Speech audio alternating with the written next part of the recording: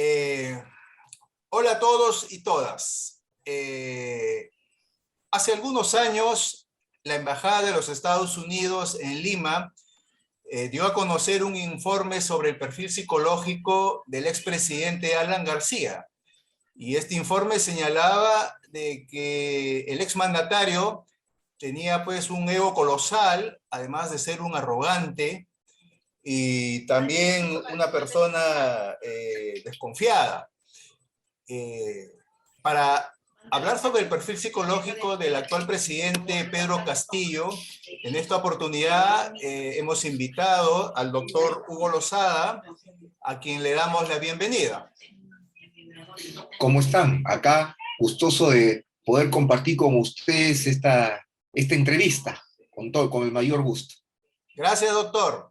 Doctor, de los 8 o 9 meses que lleva el presidente Castillo como mandatario, y habiendo ya escuchado en diversas oportunidades, tanto en la televisión, en la radio, en las entrevistas, durante el debate, cuando fui candidato, etcétera, ¿cuál sería el perfil de nuestro actual presidente? Bueno, para hablar de un perfil tenemos que hablar de toda una biografía, ver Uh-huh. cómo ha sido desde antes. Entonces, felizmente, los medios han sido proveedores realmente de estas circunstancias. Entonces, hablar de un perfil psicológico tenemos que hablar de dos contextos. Uno, lo que es su parte cognitiva, o sea, cuál es su capacidad, su inteligencia, llamémosle así. Uh-huh. Y otro es el perfil de su personalidad, que son los dos, digamos, los dos componentes más importantes para hablar de un perfil psicológico. Correcto. Si hablamos de la parte cognitiva, o sea, de su inteligencia, realmente nosotros hemos visto y ha sido pues motivo indudablemente a veces de muchas críticas, es una persona con un coeficiente intelectual muy probablemente promedio inferior de alguna manera. Donde más su contenido de pensamiento más tiene una tendencia al concretismo. ¿Qué significa eso? Que tiene dificultad para inferenciar, tiene dificultad para hacer una abstracción de la realidad y que también de alguna manera lo limita para ser prospectivo, que es fundamental eso en un presidente, el ser un estadista. Cuando nosotros hablamos de un estadista, estamos hablando de una persona prospectiva, que puede llamámoslos en el argot, ver más allá de lo evidente. Entonces encontramos que él es bastante limitado en este contexto.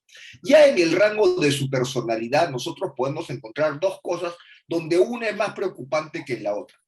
Uno es su rasgo histriónico, que nosotros, por ejemplo, lo vimos en esa marcha que hizo cuando él todavía no era presidente, sino sencillamente un dirigente sindical y que en determinado momento le dijeron, tírate, tírate, y él se tiró. Ahí podemos nosotros ver sus rasgos histriónicos que de alguna manera él tiene.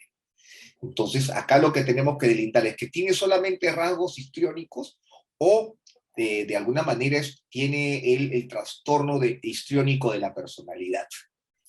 Después, el otro componente que sí es el preocupante son los rasgos psicopáticos, que le cuesta trabajo ser empático, y por otro lado, la mentira. La tendencia, de alguna manera, o la dificultad que tiene para aceptar las normas sociales. Y ahí es donde vamos nosotros a encontrar esto que ahora nos ha sumido a nosotros en una total preocupación. Por ejemplo, es el hecho de su tesis. Porque lo que ha ocurrido con su tesis, acá lo que nosotros estamos viendo que es una persona que ha mentido, que ha hecho un acto en realidad delictivo con respecto a cómo él ha obtenido el grado de magíster y para qué lo utilizó. Entonces, nosotros ahí estamos, desde ahí, solamente en ese hecho estamos viendo estos rasgos psicopáticos de la personalidad, que nosotros lo vemos ahora ya como presidente, cuando constantemente él te dice una cosa, hace otra, o sea, nos sentimos realmente que nos miente. Entonces, con eso nosotros podemos darnos cuenta que en realidad, si hablamos del perfil necesario para ocupar una presidencia, él no lo tiene. O sea, su perfil psicológico no se ajusta a las necesidades que se tendría como presidente. Entonces, cuando nosotros hablamos, o cuando el Congreso habla, o algunos congresistas hablan de su incapacidad moral permanente, ¿se estaría ajustando a estos estándares? Porque claro, esto de no tener la competencia moral, pues es abstracto, ¿no? Así es, Entonces, a ver, ¿qué nos podría decir, doctor, al respecto? que desde el punto de vista, dentro del perfil psicológico, encontramos una persona que le llamamos anético.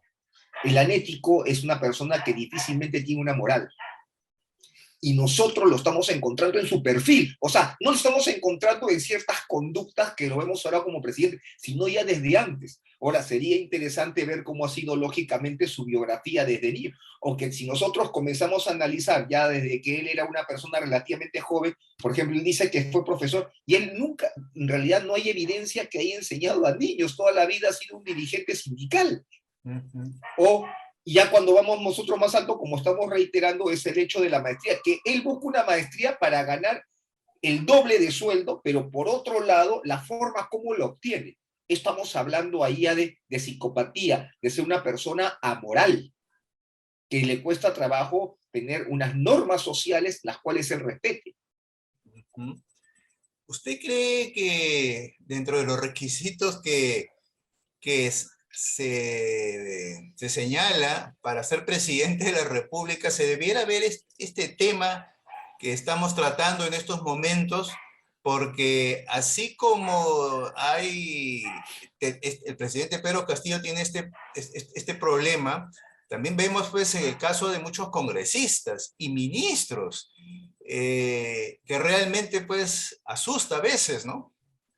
Claro, claro, o sea, en realidad el entrar a un cargo público e incluso debería ser como ocurre cuando tú quieres entrar en el sector privado, que pasas por pruebas psicológicas y lógicamente no solamente ven tus capacidades cognitivas, sino también tu personalidad, porque si yo introduzco a alguien que tiene esta psicopatía, esta incapacidad de ser empático, esta forma de vivir que tiene, amoral de vivir, esta forma que tiene de no poderse ajustar y no aprender de la experiencia, indudablemente puede ser destructivo para una empresa y qué mayor aún para un país, que yo pueda tener una persona con este perfil.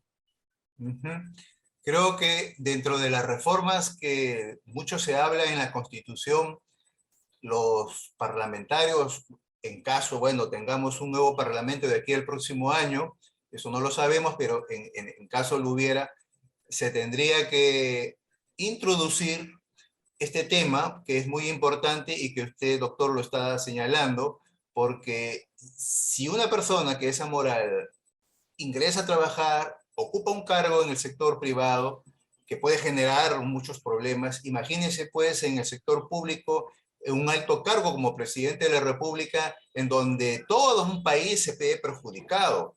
Y eso es lo que estamos en estos momentos observando, y que realmente si no salimos de esta crisis, no sabemos a dónde nos vamos a ir, ¿no? Así es.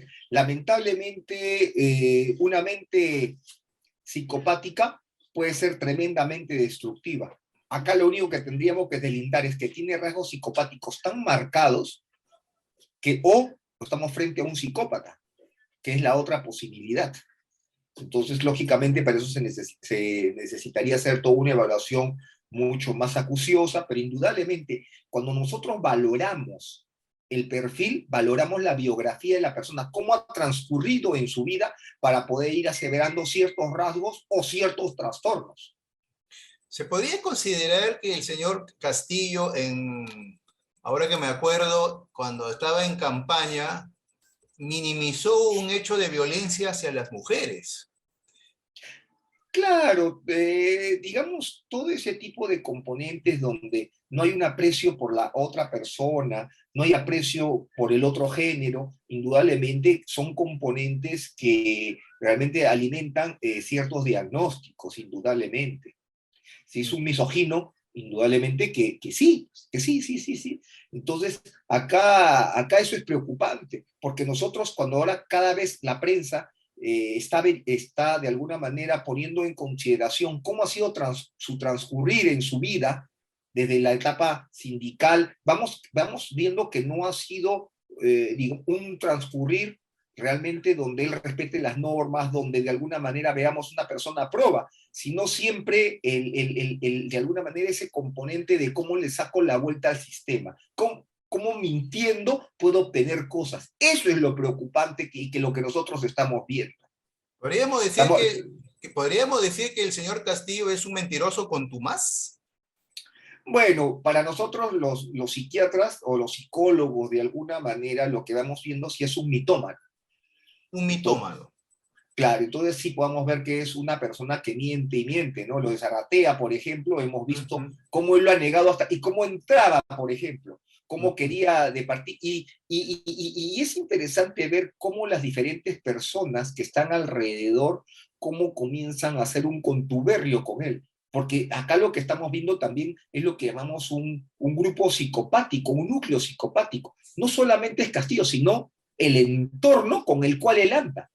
O sea, y ese entorno, que si nosotros comenzamos a analizar, no es un entorno sano, no es que veamos ahí dentro de ese grupo de personas que lo están acompañando, gente proa, sino gente que se trata también de aprovechar de su cargo, se trata de aprovechar, entre comillas, de la amistad que puede tener con él y de cómo hay una orientación realmente de lo que nosotros vemos hacia la corrupción. O sea, hasta el momento no hemos visto una conducta proba por parte de Castillo y que uno diga, oye, qué bien, mira lo que está haciendo, realmente es favorecedor para nuestro país. O sea, lo que nosotros estamos encontrando es que tenía un secretario general que escondía plata en su baño. Tenemos a dos sobrinos que de alguna manera ya tienen cargos delincuenciales.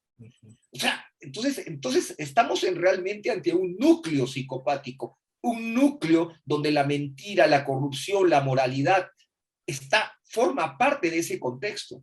Y ahí está lo preocupante. Algunos ministros, bueno, que ahora ya se han retirado o fueron retirados, como Pedro Franklin, el mismo secretario general de Palacio, si tomamos en cuenta la versión de la señora Carerín López, ellos hablan de grado de deslealtad del presidente Castillo, porque ellos, en el caso del secretario, él hizo cosas a solicitud de Castillo y Castillo prácticamente como lo abandonó, es más, le hizo renunciar y por eso es que el señor en estos momentos está pues prófugo de la justicia, ¿no? ¿Podríamos hablar de deslealtad de parte de este señor? O sea, la lealtad no existe realmente dentro de su discurrir. Acá lo que forman son los intereses egoístas, mezquinos, o sea, utilitarios. Eso es lo que pulula, de alguna manera, en este entorno, en esta forma como él interactúa. Si me sirves, bestial. Si no me sirves, chao. Así de sencillo. Entiendo. Entonces, eso es lo que nosotros estamos viendo. Entonces, a él realmente las lealtades o el hablar de un contexto de lealtad o deslealtad no existe, pues. ¿Y Sino cómo, sencillamente, ¿Y cómo se podría explicar esta relación y a veces hasta sumisión que tiene el señor Castillo con el mentor, con el líder de su partido, Vladimir Cerrón? pero eso no es lealtad, esos son intereses. Cerrón le sabe muchas cosas y Castillo le sabe muchas cosas y es un vínculo psicopático los que ellos dos mantienen. O sea, acá es el tema que de por medio puede estar la cárcel para ambos. Sí, sí, sí, sí. Eso es lo que estamos viendo nosotros. Es un vínculo que se sustenta realmente en el interés mezquino y el egoísmo. Hablando ahora del señor Cerrón, del señor Vladimir Cerrón, ¿qué cosa podría decirnos de este señor líder de Este, este partido? de este Sí. personaje es un ser con un ego, pero enorme, egocéntrico, narcisista, por momentos. Es un tipo inteligente, mejor formado que Castillo, indudablemente, pero él sabe perfectamente que la única manera de tener poder actualmente es a través de Castillo. Castillo, o el presidente Castillo, es una persona que tiene un nivel de inteligencia muy bajo y el otro tiene un nivel de inteligencia mucho mayor y probablemente lo que ha sustentado en Castillo es que le tiene miedo a Cerrón. Esa es la realidad, porque el psicópata funciona en base al miedo. Entonces, eso es lo que nosotros estamos viendo. Entonces, tenemos Cerrón, un ser egocéntrico, narcisista, deseoso de poder y con ideas mesiánicas. Entonces, lo utiliza de alguna manera Castillo para poder obtener lo que él quiere, para manejarlo como nosotros lo estamos viendo para lograr sus objetivos. Lo que pasa que per se, Cerrón sabe que per se no tiene la capacidad de poder ser empático con las masas, no tiene la capacidad de alguna manera de ser visto como la posibilidad de un presidente. Él ha utilizado a Castillo, y Castillo lógicamente se ha dejado utilizar porque lógicamente ha sido también motivado por intereses mezquinos. Por eso digo, todo eso de ahí que nosotros vemos es todo un componente psicopático. Claro, y no hay que dejar tampoco de tener en consideración que Cerrón también tiene sus rasgos y está metido en los niños del centro. O sea, él tiene serios problemas con la justicia. Sí, sí, sí, eso es cierto, ¿no? Lo que usted acaba de decir, doctor, respecto al señor Vladimir Cerrón, podría decirse que tiene un cierto grado de similitud con el expresidente Alan García, que también pues tenía un ego colosal, era egoísta, Bueno, inteligente, ¿no? Bueno, el expresidente Alan García, pues yo creo que en este momento hablar de él, pero ustedes saben que, y es Vox Populi, lo que estaba tras de fondo, de alguna manera, dentro de su personalidad, e indudablemente que si hacemos un comparativo, podríamos encontrar que son egos parecidos, son egos mesiánicos. Entiendo, ¿No? entiendo. Entonces, eso es lo que podemos encontrar como similitud, solamente que la connotación que estamos viendo obedecen digamos, a dos contextos de personalidad diferente, ¿no? Pero digamos, lo que nosotros vemos como estructura, ese mesianismo, ese egocentrismo, ese narcisismo, es lo que puede estar en común en ambos, ¿no? En ese caso, ya para terminar, doctor, ¿quién es más peligroso? ¿El perfil que usted me acaba de decir de Pedro Castillo o del señor Vladimir Cerrón? Los dos son peligrosos. ¿Y los dos, ¿y los dos se complementan?